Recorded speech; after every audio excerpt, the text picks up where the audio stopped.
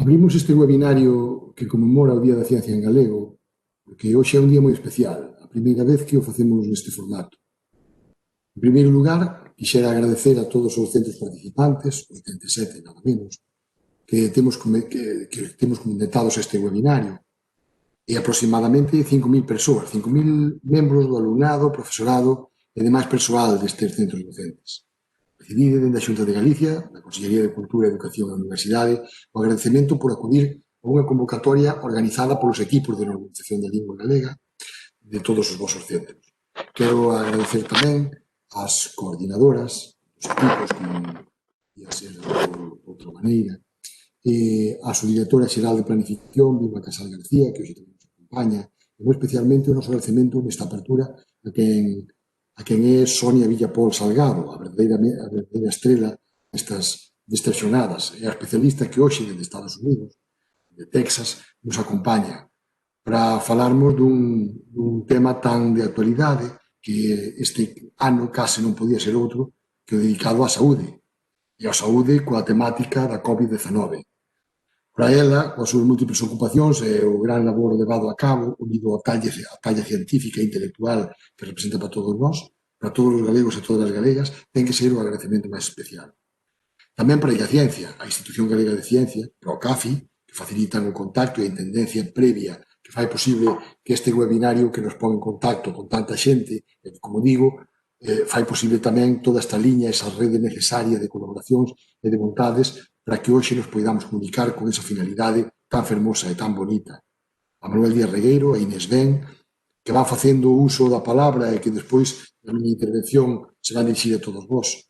Supoño que non fai falta falar hoxe da necesidade da ciencia, máis do que van facer voces moito máis autorizadas que a miña. Vivimos nos tempos, nunhas datas, onde, ademais, se nos demostra que a ciencia vai ser quen nos rescate disto. E para iso non temos hoxe máis que escoitar a Sonia Villapol para explicar de unha forma clara e sucinta, senón que dentro da Secretaría Xeral de Política Lingüística nos interesa remarcar que é posible facer ciencia en galego e que é necesario facer ciencia en galego. Por iso, sabemos que contamos co apoio tan valioso dos docentes, dos profesores e das profesoras, que achegade sempre a vosa indispensable colaboración para que isto sexa posible no día a día das nosas aulas. Por iso, dentro da Secretaría Xeral de Política Lingüística, da Consellería de Cultura e Educación, como digo, non pode ser de outra maneira. Reiteramos o agradecemento por a celebración hoxe dun día tan especial neste novo formato, nestas novas plataformas. A partir de aquí, deixo que sexa xa Manuel Díaz Regueiro, presidente da Ciencia, e logo Inés Ben, quen van ser a que fagan a referencia científica e a reseña biográfica da convidada de hoxe, Sonia Villapol. As persoas que interveñan e as que en realidade temos que escoitar. Moitas grazas a todos e a todas. Eu já dou a palabra xa a Manuel Díaz Regueiro. Grazas á Xunta de Galicia, especialmente ao Secretario Xeral de Política Lingüística, Valentín García, por apoiar varias das actividades da asociación, como o Día de Ciencia en Galego, que temos celebrado, ademais, en lugares tan emblemáticos como o Parlamento, en Portas, no Pórtico da Gloria. Grazas a todas as entidades da Xunta que permiten e colaboran en que a difusión inicial e final deste acto sexa posible. Agradecemento, por suposto, a Sonia Villapol por aceptar, sin invitalo, impartir esta conferencia e, como non, agradecemento aos profesores e profesoras por sumarse á actividade de celebración do Día da Ciencia en Galego. Bo día, rapaces e rapazas. A modo de introdución, gustaríame resaltar neste contexto unha idea de Francis Bacon expresada hai máis de 400 anos que sirva para explicar algo do que facemos en Igaciencia, quen é Robert Koch, e por que é importante como país que aprendades e valoredes o que estades aprendendo. A idea é o coñecemento e poder. É o de John Snow, un médico de Londres que estudaba unha epidemia de cólera no mesmo Londres. A historia en detalle vos la poden contar os vosos profesores. Naquel tempo non se sabía nin como nin por que se originaba a enfermidade, polo que todo era un misterio. Pois ben, ese médico colleu un mapa de Londres e foi poñendo unha marca en cada vivenda dun infectado. Nese momento, o veu claro. Todos vivían arredor dunha fonte e esa era a causa. A contaminación viña pola auga. Máis tarde, Robert Koch descubriu cal era o xerme causante. Veredes, sin ese coñecemento do vehículo da enfermidade non se podían evitar miles de mortes adicionais. Ese simple coñecemento tivo o poder de evitar a morte. En Igaciencia, coa página web novacarta.eu, expoñemos un xeito de entender o noso país, o noso territorio. Algo así como os de Jon Snow. Aplicado ao tema que nos ocupa, seguindo con esta idea, Bacon dixo: non se vence a natureza máis que obedecendo. O que Sonia traduce moi ben no título da conferencia. A ciencia nos rescatará da pandemia. Tal como nos vai contar, canto mellor entendamos como funciona o virus, mellor poderemos vencelo. Está claro que hoxe chegaredes a conclusións salientables sobre a importancia da ciencia. Para finalizar, invitar os centros a participar nas videoconferencias do ano que ven, en calquera momento no sistema de videoconferencias que tamén é vos. Lembremos que, como decía McLuhan, o medio é a mensaxe. Estamos iniciando unha canle de comunicación galega nova, rica e de futuro. Un medio novo, por tanto, unha mensaxe nova para a cultura galega. Paso a palabra a Inés Ben, secretaria de Ciencia. Bueno, é para nós un privilexio contar con Sonia Villapol para a celebración do Día da Ciencia en galego. É a persoa que reúne todas as características que podíamos desexar. Ten un currículo excelente, unha visión do tema que nos ocupa desde múltiples perspectivas, e ela contarános algunhas cuestións sobre a súa trayectoria, pero queremos destacar especialmente que traballou como investigadora en París, en Maryland, foi profesora en Georgetown, en Washington. Está desenvolvendo o seu labor como científica no Centro Médico de Texas, en Houston, e forma parte do equipo de investigación internacional da COVID-19. Os seus campos de investigación son a neurociencia e a flora intestinal, a microbiota. Que relación teñen estes campos coa COVID? Seguro que ela vos lo vai mostrar magistralmente. Pero ademais temos a seguridade de que, ademais de avanzar hoxe no coñecemento científico, axudarános a valorar os riscos desta pandemia e o que é máis importante, a tomar decisións en consecuencia para a nosa vida cotiá. Ademais de saber, é unha espléndida divulgadora. Por enriba é galega. Como saberedes, naceu en Bretoña, na Pastoriza, estudou en Meira, en Santiago, e é muller. Sabíades que a maior parte dos grupos de investigación está formado por grandes investigadoras? En España a ciencia é feminina. Esperamos que vos anime a todas e todos a mergullarvos no mar da ciencia. Agora, unhas indicacións respecto ao desenvolvemento da sesión. Sonia quere compartir con nós tanto do que sabe que imos ter a conferencia ata as da tarde, da 1 ás 2. E xa vai empezar agora, que xa é 1 minuto. E entón as preguntas que nos foron chegando vía correo electrónico xa se incorporou ela as súas respostas nas diapositivas e ao longo da súa intervención as irá respondendo. Pero o que vamos facer é que a partir das 2 hasta as 2:15 contestará algunhas das preguntas que cheguen por polo chat, perdón, e, bueno, aquelas que non poidamos ter resoltas hasta esa hora, hasta as 2:15, pois a resolverá no chat do vídeo de YouTube en que quedará colgado na canle. Entón, todas as preguntas terán resposta. Intentade que non sexan moi repetitivas, porque sodes moitos centros, moitas aulas, porque ainda que son 87 centros, aulas son moitas máis. Entonces, rogaríamos eso, que puxerades un pouquiño breve e unha pregunta que vosotros queredes trasladarlle a Sonia. E nada máis, eu que vos rogaría, como vamos facer nosotros, sacar a imaxe para poder ver a Sonia, ampliadas as súas diapositivas, e eu agora cerrarei, oiredesme despois para facer as preguntas, pero pecharei o micrófono e a pantalla, como vos rogo que fagades a todos os centros tamén. E nada máis, encantada de compartir con vos este Día da Ciencia en galego, esta celebración, y vamos a poñernos a aprender a partir de ahora. Sonia, moitísimas gracias pola túa colaboración. Vedes ben a presentación, sí? Sí, sí. Moi ben. Pois ben, xa sabéis que o título da charla é Só a ciencia nos librará da pandemia, nos rescatará, e ben, é o tema, non? É o tema de hoxe en día e espero que darvos unha perspectiva un poquinho rápida, non moi profunda nalgúns temas, polo tanto, como ben dixo Inés, non dubidedes en ou mandarme un correo ou responder ou mandarme as preguntas despois pola canle de YouTube. Pois deixádeme presentarme un pouquiño antes, pois como ben comentou Inés, eu son de Bretoña, aquí no Concello da Pastoriza, na Terra Chá, e fun a este colexio de aquí, que é o Colexio Público de Bretoña, e despois fun ao Instituto de Meira, no Pedregal de Irimia. Pero despois desto, dende logo empecé a carreira en Santiago de Compostela, molecular.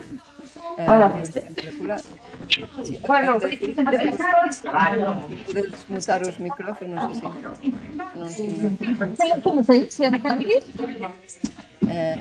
Ben, aquí xa, este foi o meu primeiro laboratorio, quero mostrarvos aquí en dúas diapositivas, máis que nada, un pouco para que me coñezades a miña traxectoria, non? Este foi o meu laboratorio na Facultade de Medicina, no Departamento de Fisioloxía.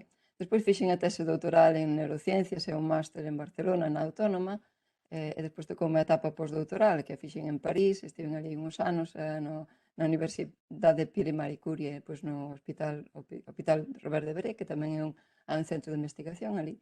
E xa fai 10 anos que vivo aquí nos Estados Unidos. Primeiro empecé a traballar nos Institutos Nacionais de Saúde, en Bethesda, en Maryland, tamén na Uniforme Service University, que é unha universidade militar, moi pretiño do NIH, e despois pasei 4 anos traballando na Georgetown University, que é no Departamento de Neurociencias como profesora neurocientífica. Pero fai 2 anos, pois decidimos vir aquí, a Houston, no estado de Texas, e traballo aquí no que vedes, no Centro Médico Mirande do Mundo, que é o Centro Médico do Texas Medical Center, non? Todos estes edificios que vedes aquí son centros de investigación, hospitais e universidades. Este edificio que vedes aquí é o meu donde traballo. Aquí fixe unha amplificación para que vexades como é un instituto de investigación que está vencellando a un hospital. E aquí arriba, no piso número 10, está a miña oficina, ben se nota que teño a bandeira. Pois, como vedes, hai que estudiar un pouco, pero máis que nada hai que ter a capacidade de cambiar de sitios para ir aumentando no teu currículum. É unha etapa formativa, ten distintas fases, pero tamén, como ben dibuixou aquí nesta viñeta Kiko da Silva, pois por fin atopei financiamento para a miña investigación, non? Pois é eso, moitas veces cando cambiei de institución ou de universidade foi para buscar mellores oportunidades para financiar os meus proxectos. Pero ben, aquí xa non acabouse a falar de min, ora toca o tema que toca, e como ben sabedes, esta é unha fotografía do coronavirus. Estaréis moi cansas de escoitar falar do coronavirus, pero ben, é certo que, como ben sabeis, outros profesionais da saúde e os sanitarios están aínda máis cansos, non? A parte de moitos deles que faleceron e outros que si infectaron, pero estes datos son bastante apobulladores, non? O 80% dos sanitarios sufre estrés e o 40% teñen un cansancio emocional. Por tanto, hai que seguir investigando, hai que saber, hai que coñecer o virus, hai que saber manexalo con tratamentos ou con vacinas, e para o final temos que aprender a controlar. Como sabedes, o SARS-CoV denominarse o síndrome respiratorio agudo do coronavirus 2, ten orixe zoonótica, non? É unha zoonose que se orixinou nos morcegos de ferradura, e sufriu unha mutación e pasouse a unha especie intermediaria antes de chegar a xente. Sabemos que sí, por favor, se podes baixar os micrófonos. así non hai raciña. Pois non sabemos exactamente cal é a especie intermediaria, pero pode que o pangolín sexa unha delas, porque viuse que o xenoma do virus é un 96% de similitude. Ben, este é unha familia dos coronavirus que se o SARS-2 non é a primeira vez que pasa, non? Isto xa como vedes hai moitas máis zoonosis que pasaron dos morcegos ou outro tipo de animal que o virus mutou a unha especie intermediaria e despois conseguiu infectar a xente. Por exemplo, se ben sabedes que o SARS-2 que aconteceu no 2002, pois tamén se conseguiu pasar aos humanos o MERS que aconteceu no 2014. E ben, como ben sabedes, este o SARS-2 foi a primeira vez identificado na provincia de Wuhan, en China, en decembro do 2019, daí ven o nome a COVID-19, e orixinou esta pandemia a nivel mundial, convertíndose nunha emerxencia sanitaria de alta importancia. Non? Esta foto fixena fai unhas horas, estes son os datos que temos na actualidade, como vedes hai 54.000 infeccións, non? Contaxios, e máis de 1.300.000 mortos. Estes son uns datos moi impresionantes, depende por países, van variando, pero ben, estamos a uns niveis bastante exagerados, non? Para considerar que isto é unha gran crise da saúde. Non?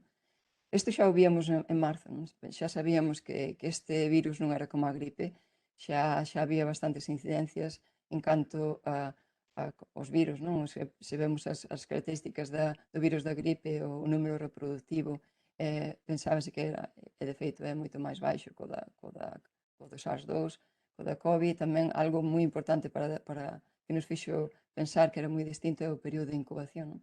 Que na gripe é de 1 a 4 días, e na COVID ven de 2 ou 4 a 14 días. E dende logo, non? A taxa de hospitalización xa se veu que o da COVID supera moitísimo. Por lo tanto, houve que tomar estrategias. Había que baixar a curva, había que tomar medidas de saúde para previr isto. O primeiro que nos dixeron foi lavar as mans, e con razón, porque é a maneira mellor, máis eficaz de inactivar o virus. Como vedes, esas proteínas de espiga co xabón desaparecen, e así o virus non pode infectar as células. Non? A parte tamén se fixeron ordes de distancia física, prohibidas as reunións públicas, pasamos ás fases de confinamento e ata o final que curva se baixou, cando a capacidade do sistema de saúde pois non só foi sobrepasada e pudemos controlar. Foi daquela xa en marzo que aquí en Houston empezamos a falar algúns científicos entre nós a ver como podíamos afrontar esta enfermedade descoñecida e que podíamos aportar. Empezamos a reunirnos dunhas cantas institucións da NASA, da Rice University ou de Baylor, e despois xa se uniron moitísimas máis, non só en Estados Unidos, tamén en todo o mundo. E creamos esta asociación, este consorcio que é o Equipo Internacional de Investigación da COVID. Organizamos varias conferencias, a primeira foi en abril do 17, e a segunda xa foi en xullo, e aquí tivemos a oportunidade de invitar os científicos máis relevantes da COVID que están traballando ben nas vacinas ou ben en tratamentos do plasma ou ben o mesmo en medidas na transmisión. Fomos bastante afortunados a organizar este simposio que viuse en todo o mundo e tivo moi boa acollida.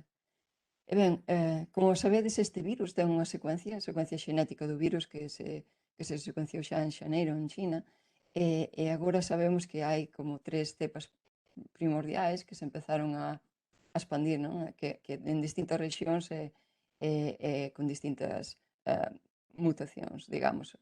O ser un virus viral, obviamente, muta. Un virus de ARN, perdón. Este foi o primeiro traballo que publicamos como resultado neste consorcio, e descubrimos que os patróns de polimorfismos de un só nucleótido variaban. Isto é dicir que cada vez que se transmite o virus existen pequenas variantes que cambian, e ben, isto é moi importante para coñecer os datos, como funciona a transmisión ou como o virus pode variar e mutar para poder controlar o mellor. E ben, cal é a estrutura do SARS-CoV-2 e como se entra nas células? Vou vos dar uns cantos puntos de vista un pouco xerais, pero para que teñáis unha idea os que non nos seipais, pois o O virus ten esta especie de morfoloxía de coroa, por se chama coroavirus, e ten estas membranas, estas proteínas da membrana, que é o que ben chamamos espiga, e se miramos dentro temos un núcleos da cápside, temos unha membrana, unha envoltura, e principalmente dentro temos o ARN, o xenoma viral. Estas espigas teñen esta morfoloxía, está en continuo movimento, non é unha estrutura estática. Isto fai que se unan os receptores da enzima converxente da angiotensina 2 que temos nas nosas células, en moitos tecidos do noso corpo. E esta proteína de espiga é a principal, digamos, diana que temos que bloquear para que non se produzca a infección. E como isto ocorre? Pois como ben vos contei, non? O coronavirus, por estas proteínas de espiga, interactúa con estes receptores, por endocitosis entra dentro da célula, libera o xenoma viral. Este xenoma tradúcese, replícase e produce as proteínas que forman as estruturas do virus, non? E tamén replícase o xenoma do virus por multitud de veces dentro das células. Despois estas proteínas encapsúlanse, non sei se sabedes as partes da célula, o retículo endoplasmático, pois é ali onde se generan, e no aparato de Golgi empezan a formarse os que son as vesículas, xa que a estrutura viral e co virón maduro listo para liberarse das células por estocitose e replicarse. Aquí vedes a célula como se multiplican os virus dentro, e depois como se lisa, se morre a célula e os virus se expanden por todo o corpo, están listos para atacar outras estruturas. Onde están estes receptores, os que sirven de anclaxe? Pois moitos tecidos e moitos órganos. Temos no cerebro, no esófago, dende logo nos pulmóns, que hai unha concentración moi alta, de que é unha enfermedade respiratoria, un virus respiratorio é o que primeiro afecta. Pero tamén o temos no estómago, nos intestinos, fígado, no colon, nas riles, e sobre todo na vasculatura. E isto é moi importante cando miramos as enfermedades vasculares que causa a COVID, pois sabemos que é porque as células endoteliais teñen alta concentración destes receptores EC2. No corazón tamén, ben, etc. Xa son moitos órganos que poden ser afectados. Por lo tanto, iso podenos dar unha idea do que é a severidade, por onde van os síntomas e cales son as vulnerabilidades desta enfermedade. Os síntomas, creo que xa todos os coñeceis, non? A maioría deles son leves ou moderados, como 80%, pero hai unha xente que ten síntomas máis graves.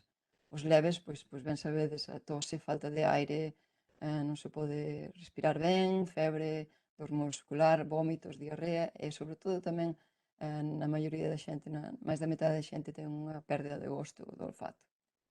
As consecuencias graves pois poden ser dende o síndrome de dificultade respiratoria, que a hiperventilación, que non podemos respirar, danos cardíacos, incluso xente desenrola ictus, problemas neurolóxicos, o síndrome inflamatorio multisistémico, que este é o que acontece nos nenos que enferman gravemente da COVID.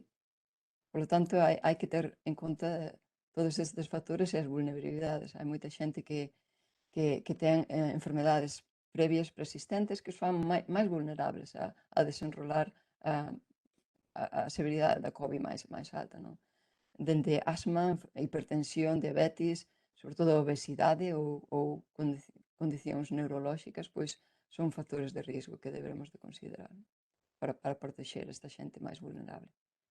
E ben, non só afecta, como ben sabedes, non só este virus non se poden contagiar as persoas maiores, non? Dende logo. De feito, estes estudos demostraron por rangos de idade que as persoas que máis se infectan son a xente nova, entre dos 20 aos 29 anos.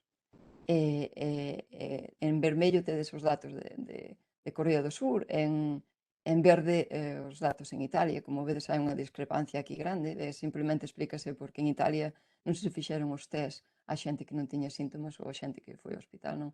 Empezáronse a facer estes test polo mes de marzo, pois bueno, cando realmente estaban mal da enfermedade, pero en Corea do Sur sí que se fixeron o test a todo o mundo e pudemos ver que realmente quen se infectaba máis era a xente nova, eran os que transmitían, digamos, a maior parte da enfermedade. E cando miramos como afecta as poboacións, obviamente sabemos que a xente máis vulnerable son os que teñen máis de 80 anos, e hai un porcentaxe de síntomas máis severos, especialmente en homes maiores, máis de 60 anos, pero pódese considerar que afecta máis peor a partir dos 60 anos. E ben, cales son os efectos? Os efectos, por exemplo, no sistema nervioso, efectos neurolóxicos da COVID. O primeiro, infectados ou non, a COVID impactou emocionalmente nas nosas vidas e creounos estas curvas, estas montañas rusas de altos e baixos, de confinamentos, de que vai pasar, de incertidume. Isto xerou ansiedade, estrés e incluso en moitos casos depresión. Pero ben, tamén ocorre unha neuroinvasión. Cando nos infectamos do virus, o virus tamén pode afectar as neuronas no cerebro, como veis aquí, que estes dos artigos que escribín para que se publicaron en Ciencia e tamén nos Diario, pois explicaban un pouco como o virus invade o cerebro. O virus pode unirse a estes receptores de AC2, que como ben vos dixen, están na maioría das células e tamén nas neuronas, nas células gliais. Os primeiros síntomas que nos fixeron indicar que había unha neuroinvasión era por unha perda de gosto do olfato. Tamén afecta a enfermedades cerebrovasculares.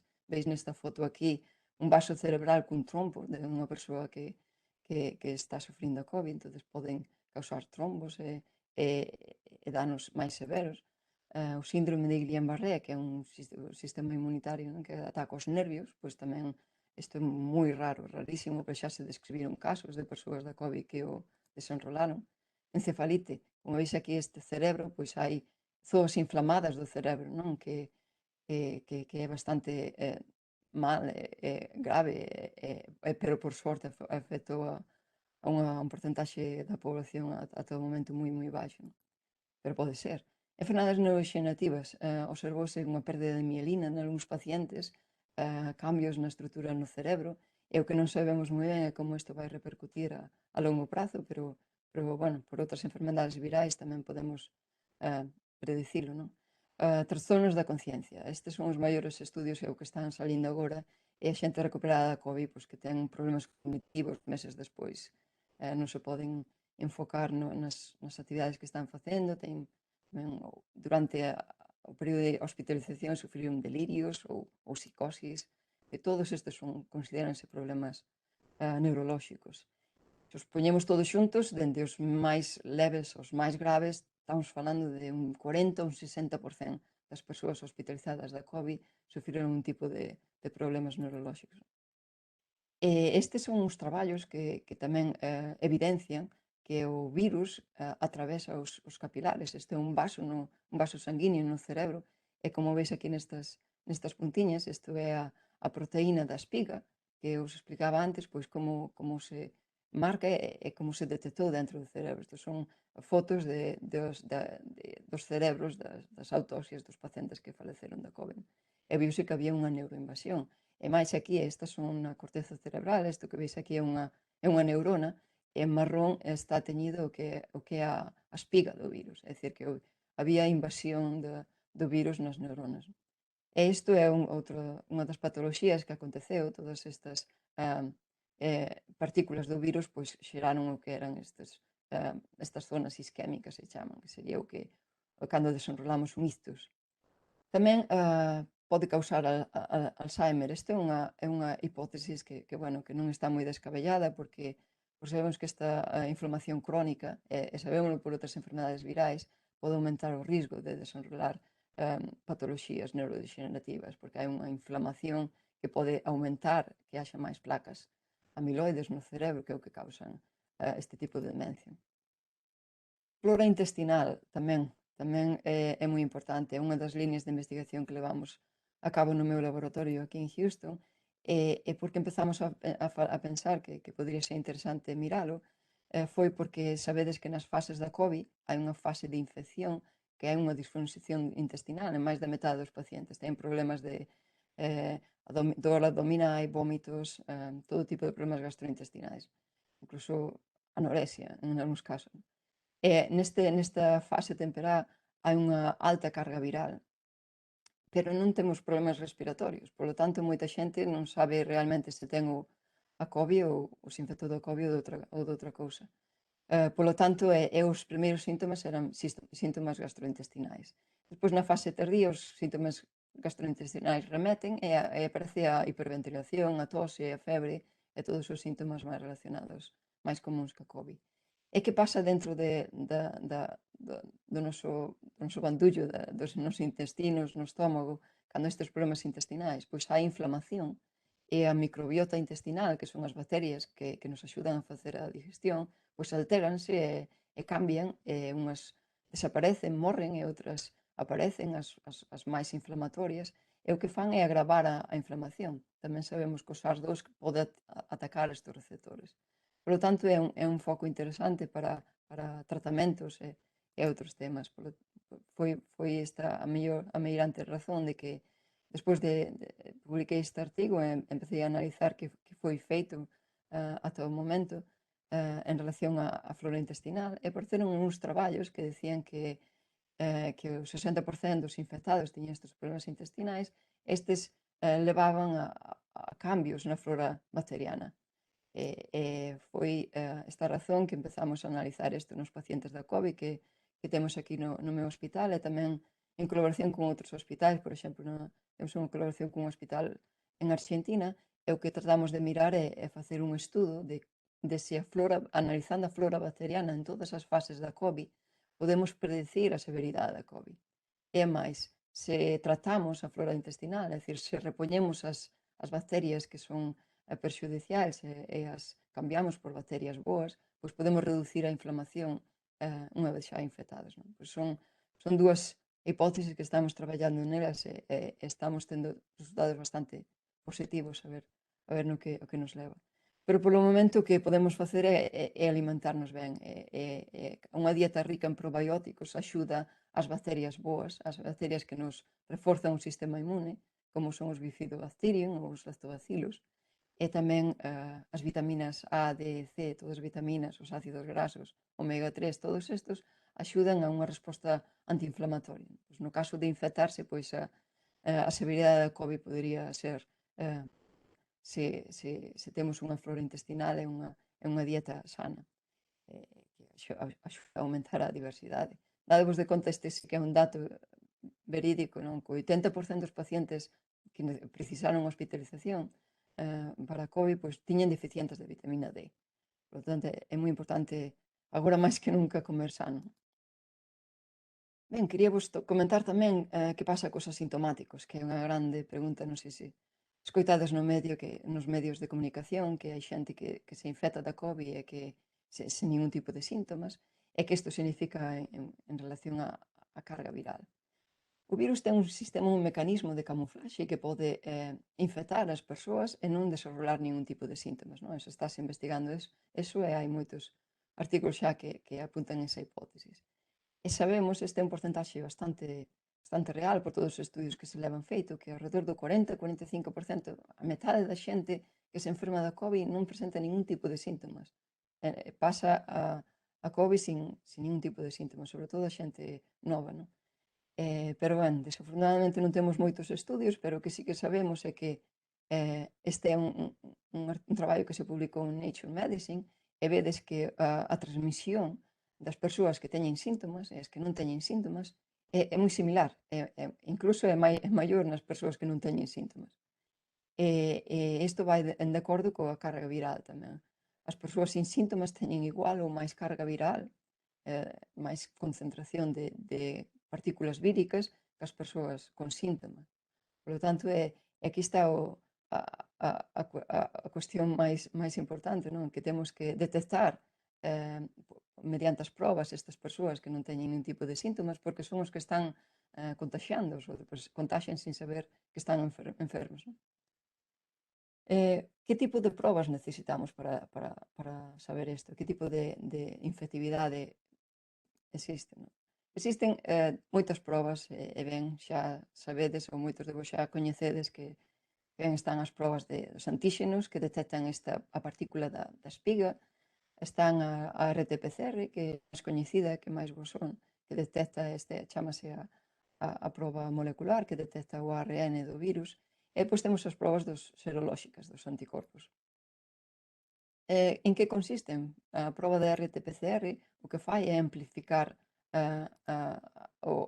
purifica o ARN do virus, primeiro rompe, lisa o virus, purifica o ARN, amplifica e converteo en ADN, e depois podemos visualizalo por un sistema de ciclos, non, de amplificación. É isto que nos dá a magnitude de canta carga viral podemos ter no corpo unha vez infectados. Despois, tanto como dos anticorpos, é un ensaio de proteínas que o que fai é detectar, isto aplícase ás persoas que pasaron a COVID que están recuperadas, e o que fai é detectar os anticorpos que produciron.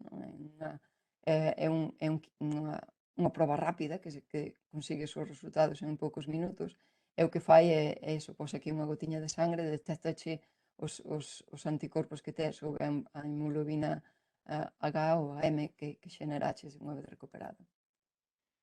E ben, hai que entender estas probas moi ben en relación ás fases da COVID, como o virus se amplifica. Aquí vemos que existe un máximo de carga viral, perdón, estáse movendo moito rápido, e as probas da RT-PCR detectanos positividade cando hai unha carga viral o virus aparece nos niveis bastante altos despois dun período de incubación. Estes son os días despois da infección. Normalmente pódense ter síntomas ou non, como ben sabedes, pero son durante este período longo onde se pode detectar a carga viral. O test dos antíxenos, sin embargo, detecta solamente cando é unha alta infectividade, cando a carga viral é máis alta. E despois temos o test dos anticorpos que non detecta nada cando estamos moi infecciosos, pero detectanos cando estamos producindo inmunidade, é dicir, os anticorpos M e depois os G, que é o que nos dá a inmunidade máis persistente, non, que pode durar dende os 4 ou 6 meses, polo que sabemos ata de agora. Polo tanto, vedes que é un período longo e hai que entender que probas estamos facendo dependendo de cando supostamente nos expoñemos ao virus e nos infectamos, cantos días durou o período de infectividade e os síntomas tamén é outra referencia para ter en conta. E aquí é importante interpretar os resultados de distintas maneiras, non? Pero temos que ter en conta que existen persoas infectadas que está ben identificalas, obviamente, pero o que sería máis importante é identificar as persoas que son infecciosas, é dicir, as persoas que poden transmitir. E isto son persoas que ou non teñen síntomas ou teñen metade. Entón, isto é o que debemos de resaltar, son este tipo de probas, non? Son probas rápidas, que pode ser ou ben unha mostra nasal na nariz ou na saliva, detecta unha alta carga viral, é dicir, no período de alta infectividade, cando estás máis contagioso, e son probas moi baratas. Aquí nos Estados Unidos, por exemplo, estánse vendendo por menos dun euro, non? É o que se debera de ter.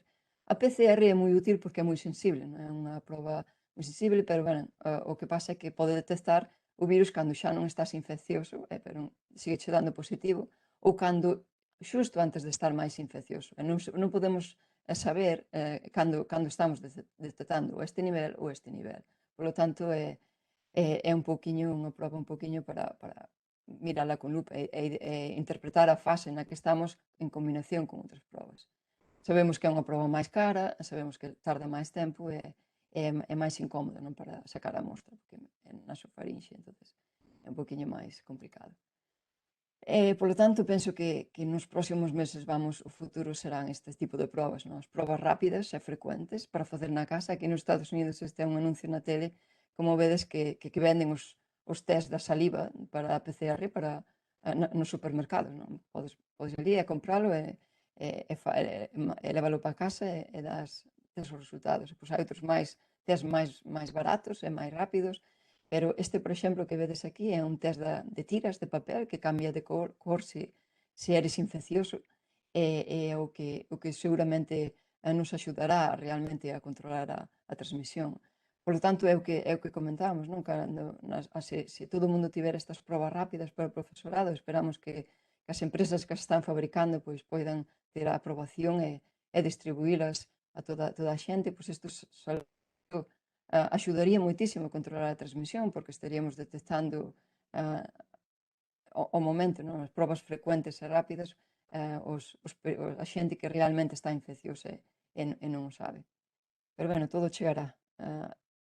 O que queríamos falar agora tamén algo de moi importante que quizás é o máis importante desta presentación, que é os modos de transmisión, como o virus se transmite.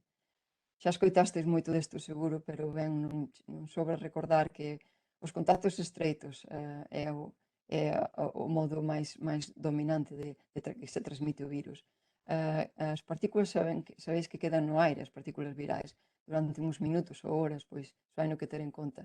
As superficies tamén son outra vía de transmisión, e tamén o contacto cas mostras dos pacientes, mostras de sangre, etc., que podemos estar en contacto e podemos nos infectar.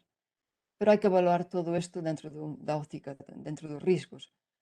Os riscos varían do tipo e da duración a exposición, os riscos tamén atópanse nos fogares, por exemplo, ou nos traballos, ou reunións sociais, onde se xunta moita xente.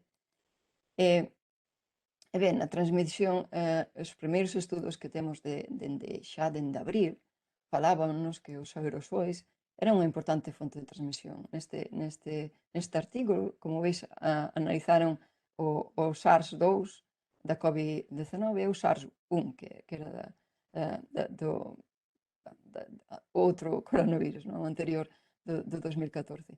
E para os dous, os aerosois era unha dos factores máis importantes no que o virus era viable e se transmitían, e que podía durar ata 3 horas no aire. No cobre, por exemplo, que era superficies, pois disminuía ás 8 horas, no cartón aos 2 días, no acero inoxidable aos 72 horas, ou no plástico aos 3 días. Hoxe en día temos máis estudios, este é un traballo de abril, pero hoxe temos máis estudios, e o que podemos dicir é que as superficies non son tan importantes para a transmisión, pero obviamente axudan, e xa se demostrou que lavar as mans representa un 16% de reducción no risco de transmisión. Pero indudablemente queda máis dun 80% de transmisión que probablemente seña pola transmisión aérea, non polos aerosois. Pois como funcionan esta transmisión?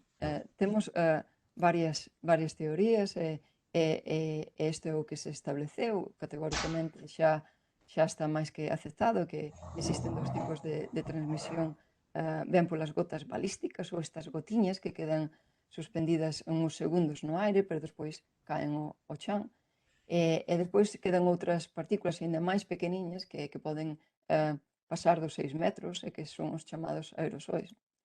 Por lo tanto, sabemos que a transmisión por gotiñas son estas partículas que son maiores a 300 micras, pois coa distancia social, a distancia física é suficiente, chega para evitala. Entón, mantendo unha distancia, sabemos que estas gotiñas non van ser infecciosas se hai esta distancia social, pero os aerosois, por exemplo, é outro tipo de transmisión destas partículas ainda máis pequenas, menos de 100 micras, e que quedan en suspensión durante horas no aire. Por lo tanto, é o que representa o verdadeiro risco. Este artigo é moi interesante, publicou no País, seguramente que xa o vistedes, pero non podía deixar de poñelo, porque representa moi ben, é moi gráfico, representa moi ben o que pasa, o que acontece, non? Unha persoa infecciosa da COVID, sen máscara e calada durante determinado tempo pode desprender, como veis estes puntiños aquí naranxa, son partículas virais infecciosas, ata unha hora, esta concentración de partículas. Pero cando fala, esta concentración multiplícase por 10. E cando canta ou grita, estas partículas infecciosas multiplícanse por 50. E isto depende moito tamén do tempo, non? Depende de canto tempo esta persoa está falando, berrando ou calada.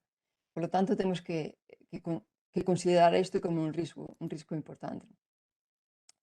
E ben, isto non é novo. Hai xente que dedicou toda a súa vida a estudiar a transmisión dos virus respiratorios e tamén nos nenos, que sodes rapaces que transmitides os virus moi eficazmente bueno, todas as enfermedades virais. E hai epidemiólogos e estudiosos, por exemplo, aquí temos o Dr. Milton na Universidade de Maryland, que o levan estudiando fai tempo, non? Sobre todo o virus da gripe. Aquí tedes esta miña filla no ano 2018 que estaba a participar nun experimento no laboratorio do Dr. Milton sobre a eficiencia da transmisión das partículas virais por parte dos nenos e nenas en forma de aerosois infecciosos. E demostrouse que era moi posible. Entonces, en alerta a isto, e como non se sabe moi ben, o COVID-19 é unha enfermedade nova e hai que desde o principio a transmisión, pero isto era unha evidencia bastante importante. Pois o Dr. Milton, xunto con outros 239 científicos, escribiu esta carta. Foi dirixida a OMS para alertar que realmente a transmisión polos aerosois era moi importante, supoñería un risco importante e, polo tanto, habería que tomar medidas de ventilación para evitar e disminuir estes riscos. E que sabemos das infeccións? Se os nenos, seguramente escoitástedes que os nenos non infectan menos, os estudos científicos non din isto. Este é un dos primeiros estudios que houve por parte de Christian Dorsen, que é o asesor científico do goberno alemán, e el fixo esta investigación co seu grupo, onde mirou a carga viral de distintos grupos de idade. E como veis, algúns valores dos nenos de entre 0 a 6 anos, de 7 a 11 ou de 12 a 19, como veis, é moi similar ao que pasa na xente maior. Aquí hai máis puntiños porque, obviamente, hai máis probas para os adultos que para os nenos. Os nenos, normalmente, ao non ter síntomas, non se fan as probas. Pero os poucos que lle fixeron as probas, pois vedes que había a mesma carga viral igual que os maiores. E é máis, este outro estudio tamén, hai moitísimos máis dende o mes de abril que se empezaron a avaliar a carga viral nos cativos. Nenos de menos de 5 anos tamén tiñen mesma carga viral que os rapaces de 18. Aquí este outro estudio tamén nos mostra que incluso cativos de 0 a 2 anos atopáronse niveis ata 100 veces maior de carga viral que pacientes adultos hospitalizados. Entonces, obviamente, teñen carga viral alta e tamén son transmisores e vectores da enfermidade. Tamén se viu que os síntomas varían. Curiosamente, os nenos menores de 6 anos teñen menos síntomas, menos síntomas respiratorios que os nenos de 6 a 13 ou de 14 a 20. Dependendo de cada idade, os síntomas tamén son distintos. Este último estudio, como vedes aquí tamén do alemán, fixéronse as probas de anticorpos a 40.000 cativos en Alemania para facer esta proba serolóxica para saber se realmente pasaran a COVID ou non. E sorprendentemente detectáronse ata 6 veces máis de cativos que se pasaran a COVID e que non foron detectados, que non se identificou que realmente que a pasaron, porque pasaron con síntomas leves ou sin síntomas. Por lo tanto, a carga viral e os seus períodos na transmisión é o máis importante. Por sorte, se algún ten este virus é que os cativos afectados moi pouco, pero ben, iso non quita que a xente nova forma parte desta caída de transmisión. Por tanto, hai que tomar precaucións e o virus, dende logo, hai que ventilalo e hai que protexernos o mellor que poidamos. Que podemos facer? Pois evitar interiores cando a xente non ten máscara, hai que evitar a proximidade cos contactos, hai que evitar multitudes, moito tempo nun sitio, mala ventilación, non levar a máscara, iso xa, sin dúbida, falar alto ou berrar ou cantar, isto sabéis agora que aumenta bastante a carga, as partículas virais infecciosas. Que temos que facer? Pois isto máis importante, levar a máscara e axustala ben á cara para que non existe este desprendemento. Despois hai que facer actividades o máximo posible fora, temos que mirar os sistemas de ventilación e limpar o aire, ou ben nas casas ou nos centros, usar sistemas de filtración ou ben os ultravioleta, os filtros HEPA, para saber se un interior está moi cargado ou pouco cargado, pois deberemos de medilo con usar estes medidores de CO2, tal como os expertos en transmisión de virus nos recomendan. E ben, isto xa o sabemos agora, pero non teño toda esta información fai 100 anos ou nos anos 30. Aquí, como vedes, estas son as escolas en moitas partes de Europa, en París, en Alemania. Como vedes, eran fora, as aulas eran exteriores ou tiñen estes ventanais enormes, porque sabían que as enfermedades víricas, pois que a ventilación era o máis importante. Sabían que a transmisión reducíase cando a ventilación era así, non? Pero hoxe en día tamén o sabemos. Xa vedes, estas son fotos que collín de escolas abertas en moitas partes do mundo. Aquí, este de aquí é aquí en Houston, este é un campus universitario onde crearon estas aulas exteriores con sistemas de filtrado e para moi poucos alumnos, non? É o sustituto das aulas normais. Ben, as actividades que están facendo nas aulas nos exteriores, esta foto, por exemplo, é do Colexio de Pastoriza no Instituto de Pastoriza na provincia de Lugo. Pero ben, non sempre se pode estar fora, eso xa o sabemos e vos tamén o sabedes en Galicia, non? Por lo tanto, é moi importante que nas aulas se tomen as medidas oportunas de distanciamento e de ventilación. Volvo outra vez a este artigo rapidamente do País, porque é moi interesante, porque reflexa moi ben o que acontece nunha aula. Nunha aula con 24 alumnos, se imaginemos que a persoa que pode ter máis risco de infectar é o mestre, porque é un adulto, porque fala, porque é a persoa que ten que interactuar máis e incluso moitas veces berrar seguramente. Por lo tanto, se o profesor ou o maestro está infectado, supón un alto risco. E se non ten máscara, e ningún dos estudiantes ten máscara, pénsase que se poden infectar no período de 2 horas a metade da clase. Tomando medidas, é dicir, todos con máscara, que é o que se está facendo afortunadamente, pois dos 24 alumnos, só 5 se infectarían.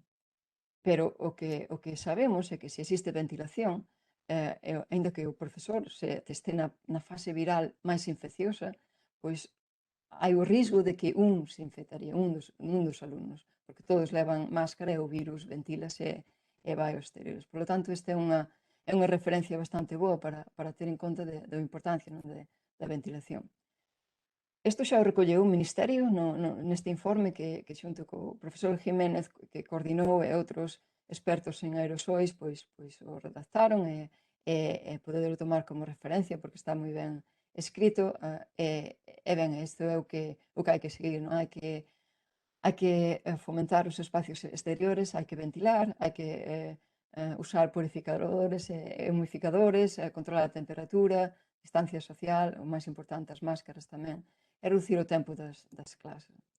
Isto deducirono tamén aquí nos Estados Unidos. Aquí sabedes que as clases son presenciais ou virtuais. Isto determinouse por uns expertos en saúde pública, epidemiólogos e outros expertos en transmisión de virus, que diseñaron un protocolo que foi publicado pola Universidade por institutos de Harvard, que establecen distintos niveis na hora da apertura das escolas. Nivel 4, que é o máis verde, cando a incidencia da comunitaria, é dicir, cando os riscos locais eran moi baixos. Neste caso, poderíase abrir as clases 100%. Nivel 3 o amarelo, cando a transmisión comunitaria era aumentaba un pouco, entonces a capacidade das aulas tiña que reducirse o 50%.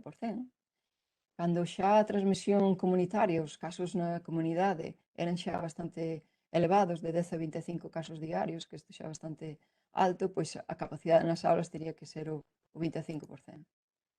E como ben sabedes neste país, non de agora, pero non pola pandemia, senón antes tamén, os pais deciden se as clases dos seus fillos son presenciais ou virtuais a nivel legislativo.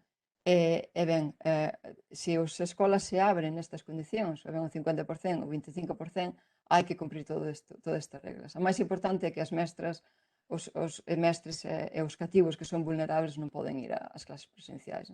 Esta é unha regla que era primordial. Despois, o que fan é tomar distintas alternativas, sistemas de filtrada, abren a ventilación, distancia social, higiene de mans, máscaras, etc. Todas as escolas que abren teñen que ser con estas características. Aquí, por exemplo, en Houston estamos neste nivel 3, están as escolas abertas ao 50%. E cando a transmisión comunitaria é moi alta, obviamente, hai que pechar, non se poden abrir. E ben, rapidiñamente quero vos falar das máscaras, non moito, porque xa escoitasteis tanto. Isto xa foi no mes de marzo, xa sabíamos que os países que tiñan políticas mandatorias de usar as máscaras, pois tiñan a curva aumentaba, non? Era Estados Unidos, España, Inglaterra, ao principio que non era mandatorio, entón o pico elevouse. Os países que sí que recomendaban usar as máscaras, as mascarillas, pois a curva iba baixando. Isto é determinante para baixar a curva, por iso é tan importante que sigamos con este costume que remate. Non? E cales? Esta é a gran pregunta que nos trae de cabeza, é complicado, pero ben, hai que valorar os riscos e hai que valorar onde estamos, se hai ventilación, se non hai ventilación, canta xente. O máis importante é que as máscaras como esta, que pode ser o mellor exemplo, se axusten ben á cara e que non queden espazos polos lados, nin por cerca do nariz, non? Porque é onde sai este aire que ten os aerosois e pode contaminar. Estas especie de pantallas sen a máscara non valen para moito. Como veis, escapa o aire por aí e non sirve para reducir a infección por aerosois. E hai moitísimos estudios, é que dicir, non sei, é un pouco complicado. Dicir, por exemplo, nestas analizanse todas estas máscaras e as mellores eran as máscaras cirúrxicas e as máscaras N95, que aquí e ali son as FP2, pero ben, tamén depende das capas. Unha máscara de tela, se leva un filtro, pois ten a mesma capacidade de filtración que unha FP2, por exemplo. Unha quirúrxica tamén, se combina con 2 ou 3 capas, ten a mesma efectividade, pero sobre todo que non queden estes ocos no medio. E nos últimos minutiños vou vos falar dos tratamentos e das vacinas e xa vamos rematando. Espero que non vos sexa moi pesado isto.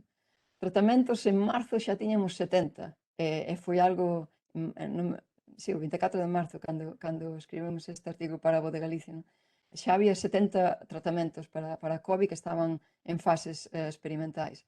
Hoxe en día temos xa aprobados algúns, o Remdesivir, a Dexametasona, outros antivirais, están en fases xa aprobadas polas institucións que competen, o plasma convalescente tamén é outro importante, os anticorpos monoclonais que se aprobaron xusto a semana pasada.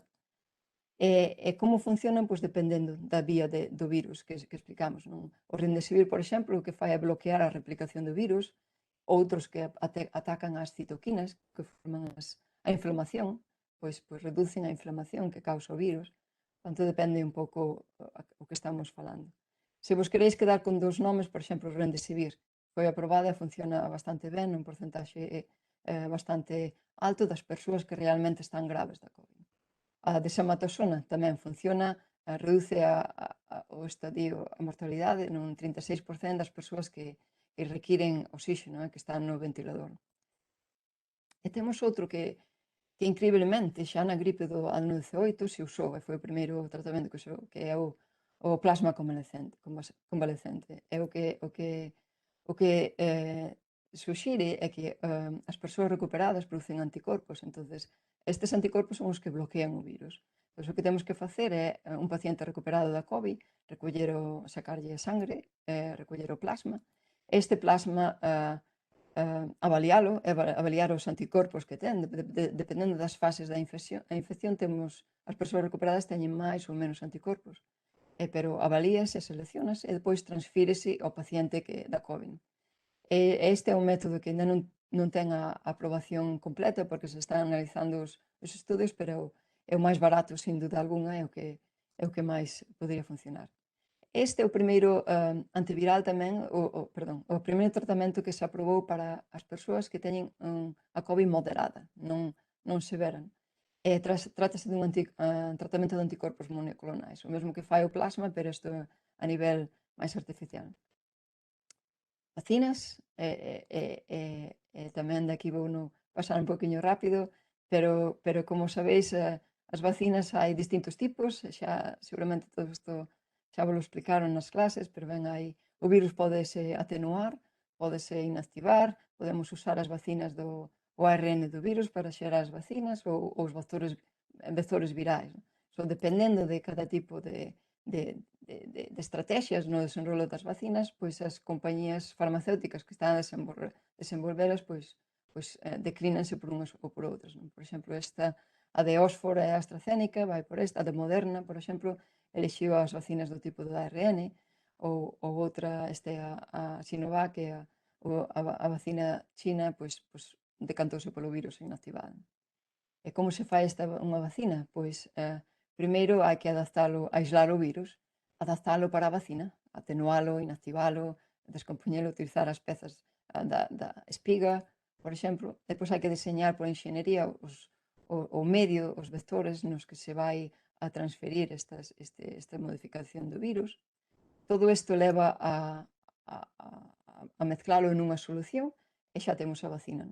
Pero esta vacina hai que testala. Primeiro hai que testala no laboratorio, en cultivos celulares, pois hai que mirar se tóxica, e por iso utilizamos animais de laboratorio, estas son as fases preclínicas, se chama, e hai que mirar tamén se crea inmunidade nestes animais. E pois temos as fases clínicas, que son nas que estamos agora, a fase clínica para mirar se a vacina é segura, a fase clínica 1, que son moi poucos participantes, a fase clínica 2 tamén mira a resposta inmune, e a dose, se a dose é correcta ou non. E daqui estamos falando de 100 a centos de participantes. E na fase clínica 3, que é a última, pois xa estamos falando de miles de participantes. Isto o que fai é alertarnos se hai algún risco ou algún inconvinte, non? Pero basicamente analiza a seguridade desa infección. E finalmente a produción. Precisa ser aprobada por un control de calidade.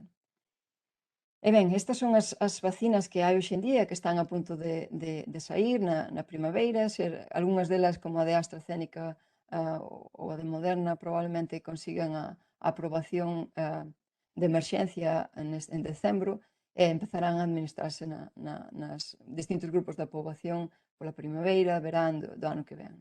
Por lo tanto, as últimas noticias que saíron son moi boas, son máis eficaces do que pensamos, por lo tanto hai que esperar que salgan todos os resultados para analizar en profundidade e dar a aprobación final.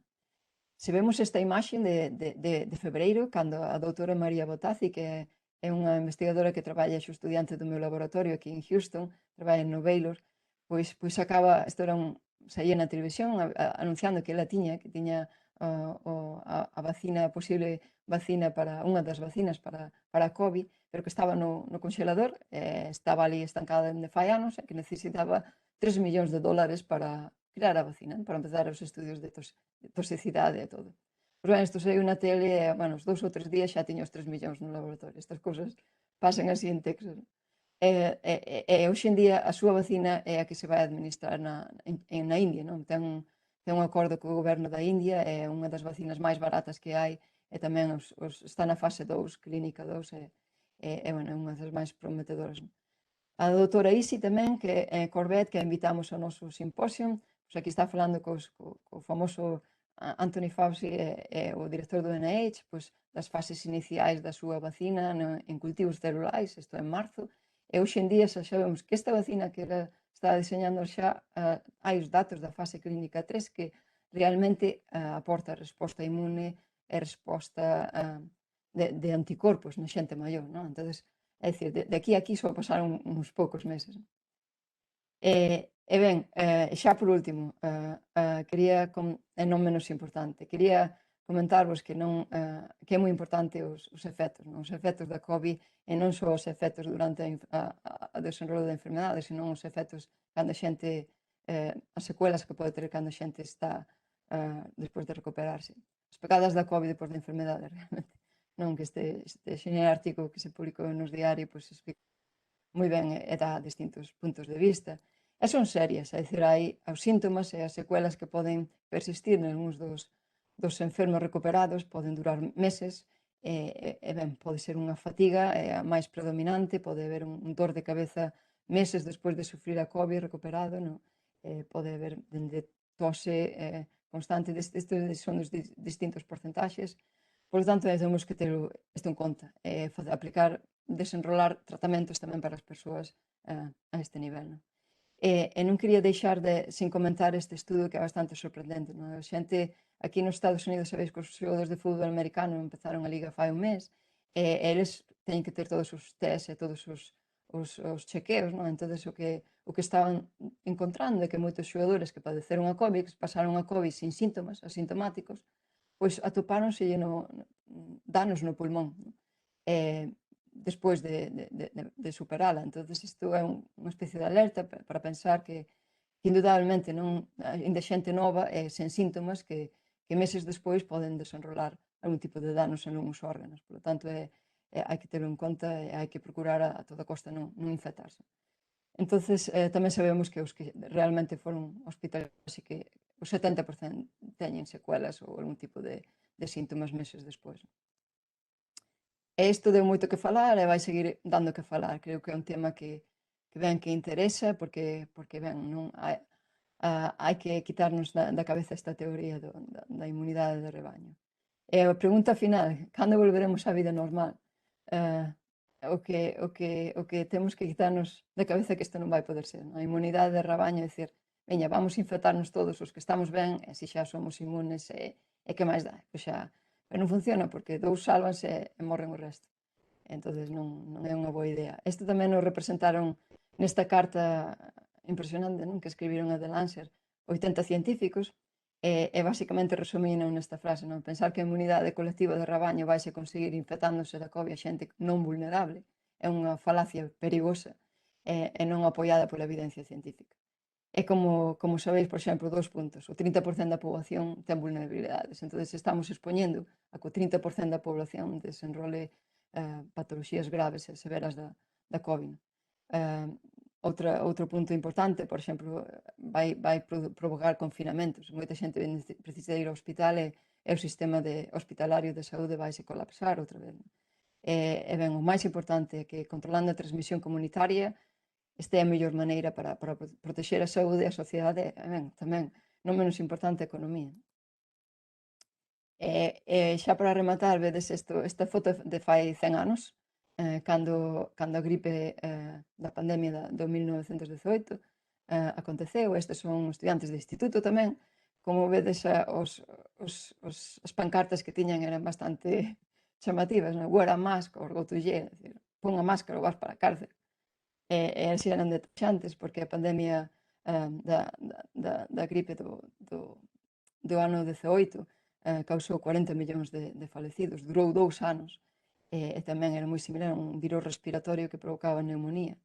A peste negra foi a pandemia número 1 e a da gripe, a gripe 18 considérase a segunda e a COVID a terceira pandemia en orde de importancia.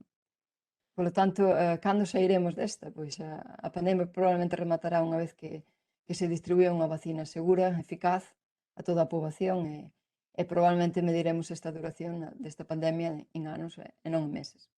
Por exemplo, 1 ano e medio, 2 anos, como mínimo. E ben, xa rematando, sinto moito que foi un pouco larga, pero ben, quería rematar dar as grazas, dar as grazas primeiro a todos os científicas e científicos que fixeron a ciencia que acabo de presentar. Moitos dos traballos que presentei foron feitos nos seus laboratorios, por iso, grazas á ciencia, principalmente, no que nos sacará nesta, porque enseñounos a conocer o virus, estános enseñando como manexalo, pero ben, principalmente gracias a vos e gracias a Egaciencia que me invitou a dar esta charla e ben, gracias a vos porque realmente sois vos os que ao final vades ter que controlaron, así que poñamos todos a mellor actitude posible e ben, ahora estou encantada de responder as vosas preguntas. Se algunha non entra, sabéis que podedes seguirme aquí no Twitter ou mandarme un correo ou toda esta información que acabo de explicar hoxe aquí podedes atopar nesta página web. Graciñas. Rematei. Aplaudís.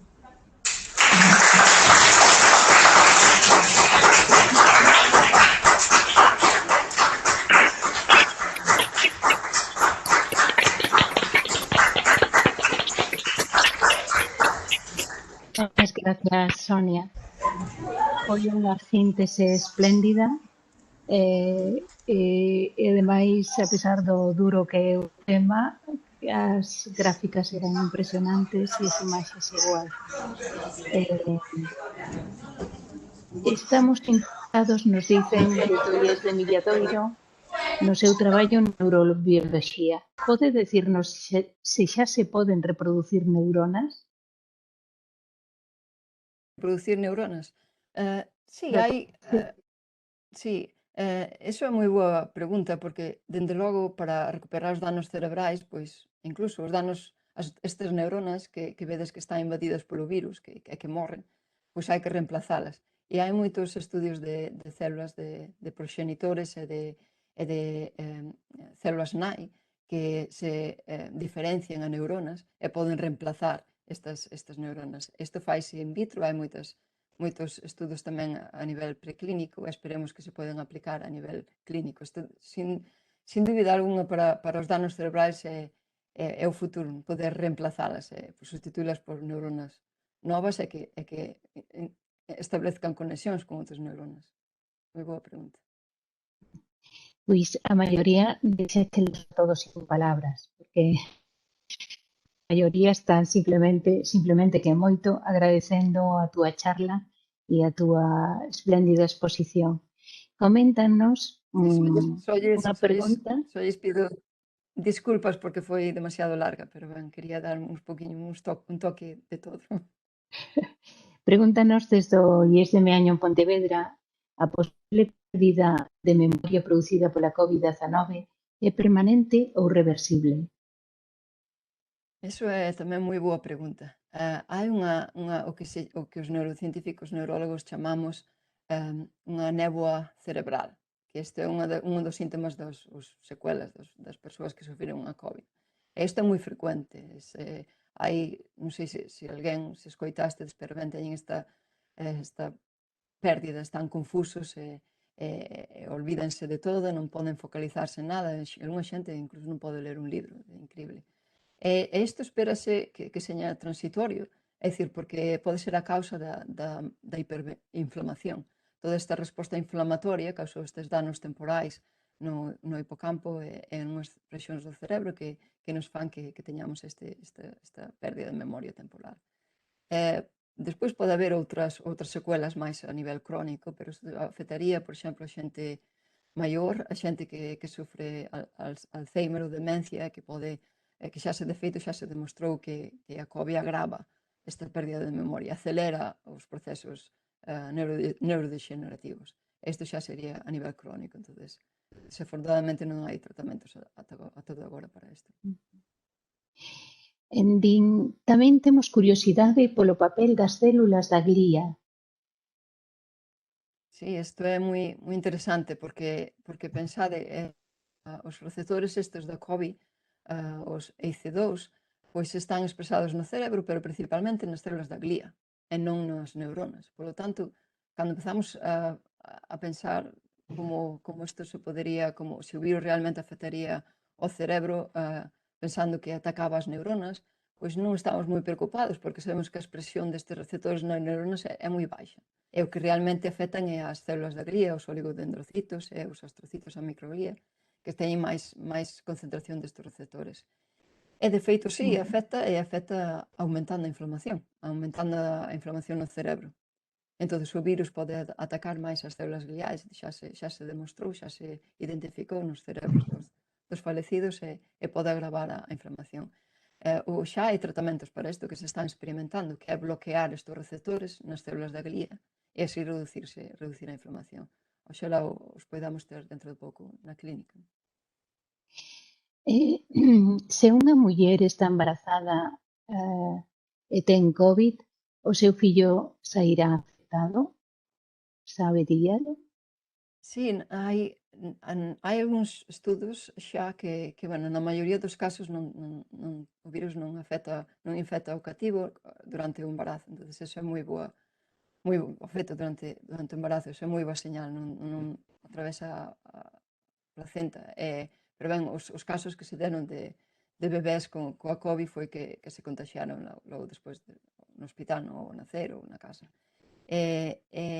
Sabedes que os nenos xa dixen que non afecta moito, por sorte, pero cando son bebés, os recén nacidos, dos 0 ou 1 ano, pois os casos máis severos de infeccións da COVID foi neste rango de idade. Por lo tanto, é moi importante, non?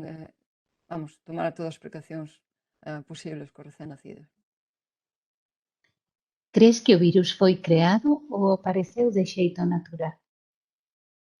As evidencias que temos é que foi produto dunha zoonose, non é o único virus e seguramente vai haber outro. Non? Hai que facer máis investigación a nivel veterinario, a nivel de todas as especialidades científicas teñen que unirse en unha e evitar que isto aconteza. Non? Existe algunha relación entre o virus e os grupos sanguíneos? Sí, esta é unha das vulnerabilidades que xa se analizou e viuse que, por exemplo, as persoas do grupo 0, aquí dicimos 0, vale, en Estados Unidos dices grupo 0, imagino que é o Sí. ou 0, non? Pois que están máis protegidas. E as persoas do grupo A pois, son máis vulnerables, non? Canto a unha resposta inflamatoria. Hai distintos factores que, bueno, tampouco teñen unha vulnerabilidade moi importante, pero sí, xa se foi descrito, non? Bueno, isto non sei se preguntarche porque como é un campo no que estás metida a fondo, podes nos dar outra conferencia. Os seus últimos traballos coa flora intestinal está obtendo algunha relación entre esta e as enfermidades neurodexenerativas?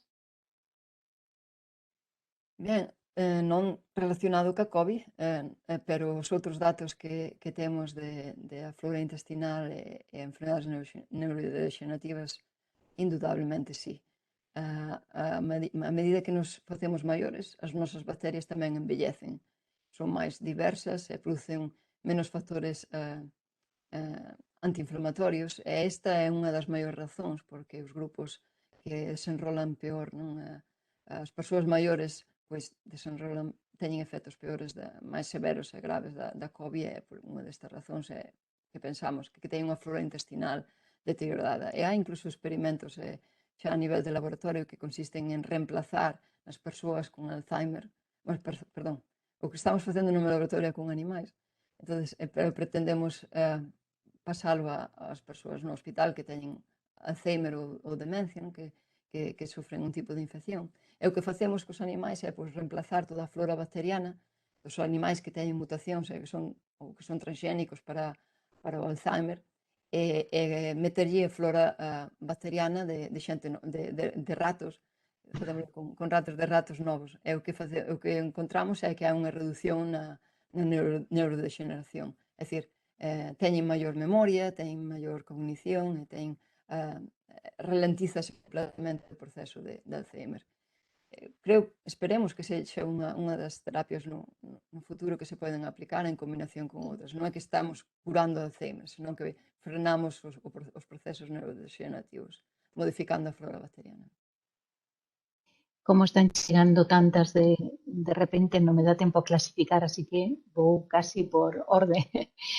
As cefaleas que producen a COVID poden ser crónicas? Depende do que consideremos crónicas, pero lamentablemente si representa como 30% das secuelas meses despois, estou dicindo de 4 ou 6 meses.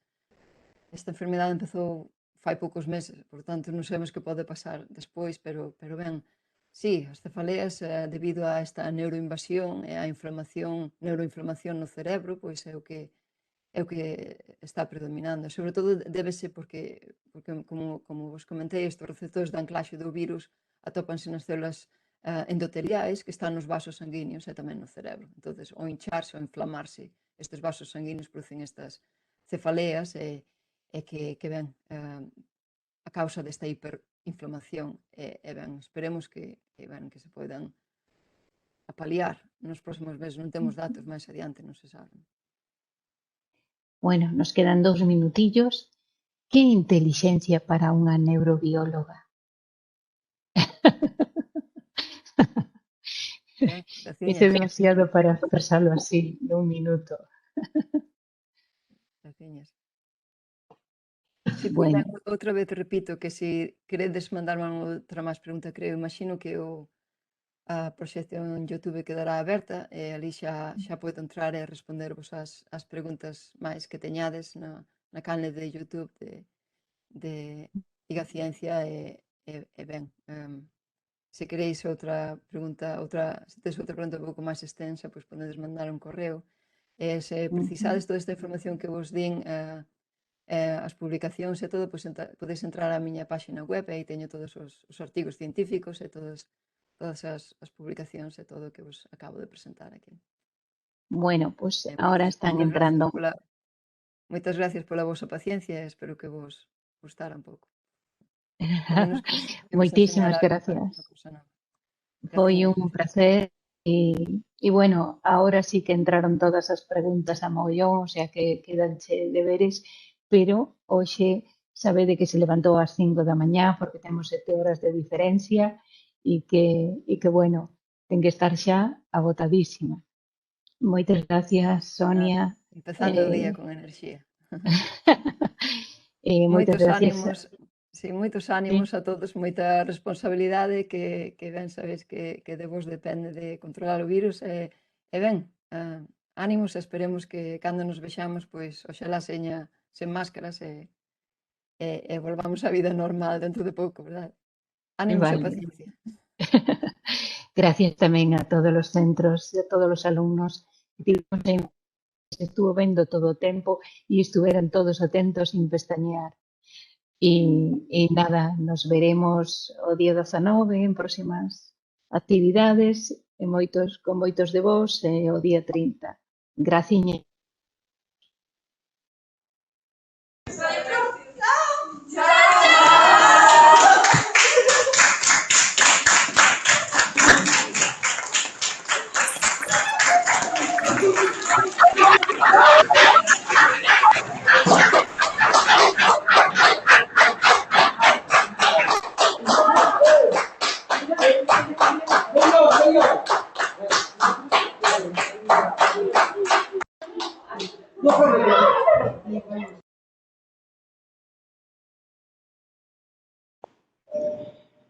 Ben, procedemos entón á desconexión. Moitas grazas a todos.